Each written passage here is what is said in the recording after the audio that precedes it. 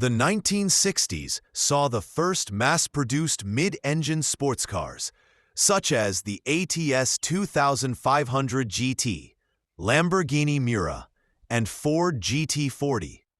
But these remained within the reach of only the wealthiest. It wasn't until the early 1970s that the Fiat X19 and Porsche Volkswagen 914 popularized the concept, making the mid-engine layout more affordable.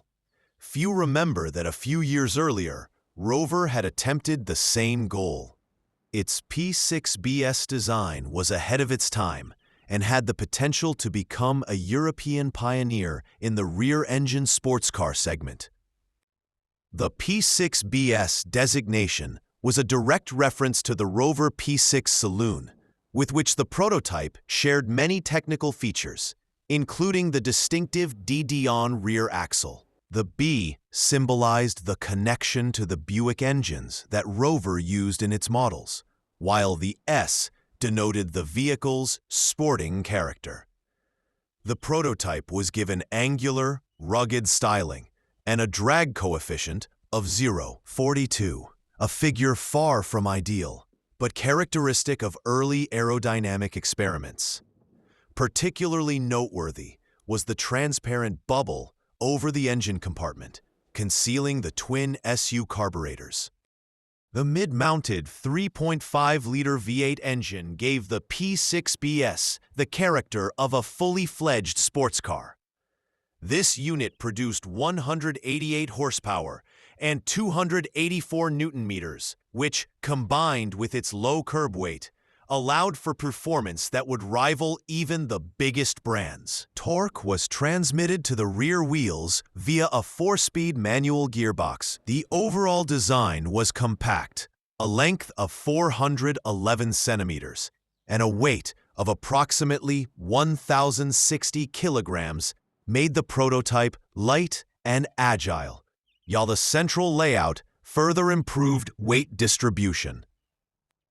British magazine Motor conducted preliminary tests, during which the P6BS demonstrated performance that was surprisingly competitive with the icons of the era. It accelerated to 60 miles per hour, 97 kilometers per hour, in an impressive 6 seconds, faster than the Jaguar E-Type, and reached 100 miles per hour in 17.4 seconds. Top speed was estimated at around 225 kilometers per hour, 148 miles per hour, although this was not officially confirmed. Such strong results suggested that the project could pose a real threat to the best European machines of its time. Rover planned to introduce the P6BS into production as a P9 model, combining sporty character with refinement and greater practicality than pure racing cars. Production under the Alvis brand was also considered, as Alvis played a significant role in the prototype's construction. Priced at around £1,500, the P6BS would be one of the most affordable mid-engine cars on the market. In practice, it could create a completely new segment and precede the later success of the Fiat X19 by several years. However, 1968 brought the formation of British Leyland, which threw many promising projects into disarray. The new management, fearing internal competition, viewed the P6BS as a threat to existing and future models from other brands within the group.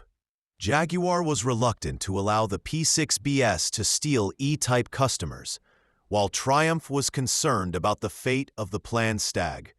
Political and organizational friction led to a complete halt in development. British Leyland prioritized standardization of its product range and cost reduction over developing innovative designs that would have required enormous investment.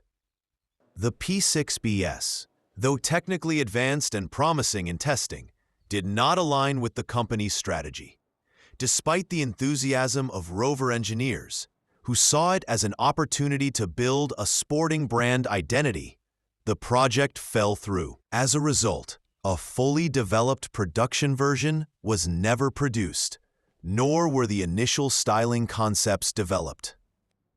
The only example built was taken to the Rover Museum in Gaydon, where it remains a quiet testament to the boldness of Rover's designs in the 1960s. The P6BS recalls the moment when the British manufacturer could pioneer the affordable, mid-engine sports car segment before Fiat did. It's also an example of innovation stifled by corporate decision, demonstrating how easily groundbreaking ideas can be lost.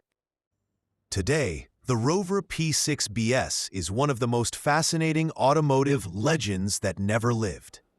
Although the project was abandoned, its conceptual audacity and performance remain impressive. The P6BS demonstrates Rover's ability to think big about sport, and its engineers were on the verge of building a car that could have changed the history of British motoring. It remains in museum form, but its memory allows us to appreciate the courage and vision that are missing from many designs today.